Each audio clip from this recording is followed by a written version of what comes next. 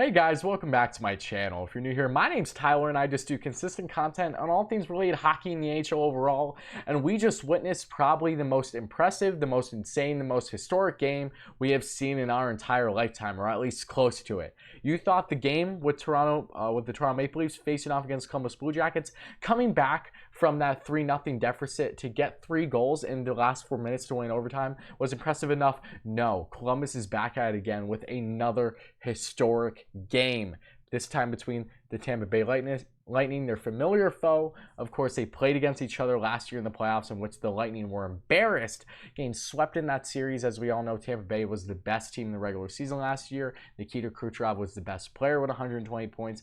Tampa Bay had the best regular season in NHL history last year, but they got swept in dramatic fashion to Columbus. So Columbus, with a different team now, without the likes of Artemi Panarin, Matt Duchene, Ryan Dzingel, and Sergei Bobrovsky, is still getting it done. And yes, they did lose this game, but this could have went either way. What a game this was. That's what we're going to be discussing. I'm going to give you kind of a summary on this game, my thoughts on this game, because this was absolutely insane, and what is next for these two teams going forward in the rest of their playoff series. But if you are new here, make sure you hit that like and subscribe button if you end up enjoying this kind of hockey content. Thank you all so much for 300 subscribers. It means so much to me. Trust me, this is only the beginning, guys, and now let's reach 400. I know we'll do it. But without further ado, let's get right into this video. The 4th longest game in NHL history is what we just witnessed. As I'm recording this is almost 2 a.m. where I am. Obviously, this will be up at a different time, but this is just absolutely insane. This game started at 3 p.m. Eastern today. This went over 6 hours. This went to 5 overtimes. 5 overtimes. Are you joking? Are you joking, dude? This is absurd. I'm still trying to wrap my head around it. What a game this was. The goaltending, oh my God, Jonas Korpisalo. Same thing with Vasilevsky, looked amazing, but Korpisalo, what a goaltending performance. Korpisalo came out of this game 85 saves and 88 shot attempts, has a new NHL record for most saves in a game that was originally held by Kelly Hrudey back in his time with the LA Kings. And this was the most saves, of course, in the NHL since the save stat was first recorded back in the 1955-1956 season. And Hrudey, when he previously had the record, had 73 saves. So you're talking about Korpisalo having over 10 more saves. And look, I understand that not all the shots were quality shots, but Korpisalo kept Columbus in this game full through and through without question. And oh my God, I don't even know how he's going to be able to play next game. He is so shot, I bet, along with this team. It would make a lot of sense to me to see Elvis Merzlikins in there if he's healthy for game 2, just so Korpisalo can kind of get back and healthy, you know, if say they only have 1 day off, because Columbus has been nonstop with their games lately from the qualifying round going all the way to a game 5, being the only series to go to a game 5. So having Merzlikins in game 2, if he's healthy, would make sense to me. But time will tell, because either way, whoever they throw in there, great things are going to happen for Columbus, clearly. But what a game this was in the first game of the rematch between these two teams. Tampa Bay, on paper, looking like the best team in the NHL this year, and Columbus, on paper, having one of the best defensive teams in the NHL, led by none other than John Tortorella, of course. But that offense is not even in the same spectrum as Tampa Bay from the regular season. But everything is different when it comes to playoff hockey, and that was evident in this game. So getting right into it, starting off in the first period, Pierre-Luc Dubois not skipping a beat since his great qualifying round, got his 4th goal of this year's playoffs, if you're including the qualifying round. But then after that, Brayden Point got his 1 of 2 goals in tonight's game. He had his 2nd goal in the playoffs. His first one was in the round robin in the first. Then we get to the second period. Bjorkstrand rips a shot from the right side, really out of nowhere, who has a fantastic shot, my head. Very underrated, gets overlooked because he has been hurt a couple times already in his career, but he can shoot the puck, let me tell you. Bjorkstrand with his first goal of this year's playoffs in the second period. Then we get right into the beginning of the third period, and Yanni Gourde, who really hasn't fared well with Tampa Bay the past couple of years, has fallen more out of that lineup as that team has gotten deeper, and he really has not played up to par over the past year plus. But Yanni Gourde gets his first goal of this year's playoffs in dramatic fashion right in the beginning of the third period, and then we get to overtime. We get to the first overtime. We get to the second. We get to the third. We get to the fourth. Fifth. We get halfway through the 5th overtime. Are you joking? Are you kidding me? The 5th overtime in which Brayden Point has the puck. He gets the puck, I believe, off a rebound or a block shot right in the middle of the zone towards Korpisalo, but he takes it around. He takes it around the boards in the left dot, and then he goes more to the point, right around center. No pun intended there. Rips the puck, scores, game winner. And boy, oh boy, this was probably the biggest goal of his career. He even said that in the post game, given how dead they were, of course, cramping up plenty, I'm sure. Because just imagine going into overtime enough is a lot for a player and a team. Imagine going to 5 overtimes.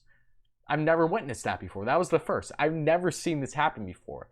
I remember back when I was a kid, because as a Rangers fan, watching playing a Ranger playoff hockey games, back when I was in 7th grade, I stood up so late because the Rangers went to triple overtime against the Washington Capitals, in which Marian Gaborik scored the OT winner. I'll remember that game like it was yesterday. It was one of my first hockey moments as a kid. But that was only the 3rd overtime. This was 5 overtimes halfway through. It wasn't like the period just started. And Point wins it for them. What a game for Point. What a game for Tampa. They had the shots, but Korpisalo shut them down. 85 saves on 88 attempts. Had over 20 more shot attempts, of course, than the Columbus Blue Jackets. They only had 63 shots on goal, in which Vasilevsky saved 61 of them. Looking strong, but now let's get to the ice time. Seth Jones set a new player record with 65 minutes plus of ice time. Oh my god. Oh my god. It was so funny, even on Twitter. And I'll make sure you guys follow me on my Twitter if you like my kind of hockey content.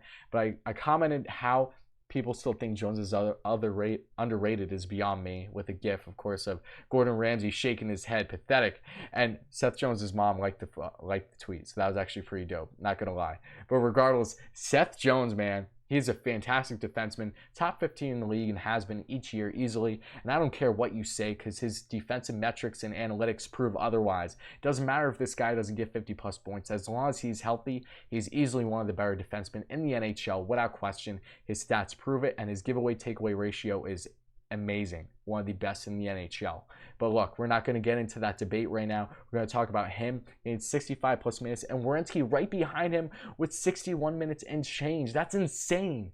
John Tortorella not hesitating at all to put the big guys out there on defense. Werenski being able to shoot the puck, of course, and Seth Jones being able to lay out the body, get the puck on that as well, and of course block some shots. He really does it all for them. But what a game this was. And then when you, of course, get Tampa Bay Lightning, Victor Hedman, who was a game time decision here, ended up with over 50 minutes in tonight's game. He had 57 minutes and change, and he was blocking shots. He got the most shots on goal for Tampa, I believe, with 9 shots. What a crazy game for him. And I remember the time where I forget what period it was in the game because it was so long, but Hedman went to, of course, the boards, basically the bench for Columbus, sat there, and the ref didn't even realize, and then they push him all off. Davis Savard was one of the defensemen pushing him, I think. That was funny. I don't even remember the reason as to why he did that. I think he was just messing around with them, but that was funny. But Victor Hedman, what a great game for him. He's probably dealing with a lingering injury like he was, but the fact that they have him in the lineup is really a huge factor in what could take Tampa over the edge. But we'll see what happens. You know, remember last year in the series between the two, Hedman got hurt, and I really think that was a huge factor in why Tampa played the way they did, because he is just a dynamic defenseman, arguably the best defenseman in the NHL, and for good reason. He is just so balanced. He can shoot the puck. He can skate too, even at that size of 6'6". He's truly amazing. But then you have Ryan McDonough, Mac Truck, who I love as a Rangers fan, obviously their former captain, had over 50 points in tonight's game too, 53 minutes and 6 seconds to be exact. And yes, I know he should have shot the puck earlier in the game to hopefully get the winner. He passed it in dramatic former Ranger fashion, if I might add. But look, Tampa Bay prevails in this game. What a game it was. I'm still trying to wrap my head around it. It was truly something else. And Vasilevsky, also a fantastic game for him, now has the record for the most saves in a playoff game in Tampa Bay Lightning history, which was recently held by Nikolai Habibulin back in the 2003 season. So that was quite crazy in itself. A lot of records were broken. A lot of history was made tonight. Let me know in the comments below, what were your thoughts on this game? Did you watch this game? How do you feel about it? If you're a Tampa fan, Columbus fan, whatever, regardless of who you're a fan of, this was such an amazing game. And I think this series is really still a coin flip. I know who I think is going to win this series, but I had that in my prediction video that is either already out yet or will be out yet shortly after this one. So make sure to stay tuned for that. But if you haven't checked out my previous videos, make sure you do. I have them right down here below. Thank you all so much, guys. Thank you all for 300 subscribers. It means so much to me. Help me reach 400. I know we'll do it. This is only the beginning, guys. Comment down below, hit like, hit subscribe, all those great things. What a game this was. I'm still trying to wrap my head around it, and I'm exhausted, but wow, was this a game worth watching. And I'll be back very, very soon.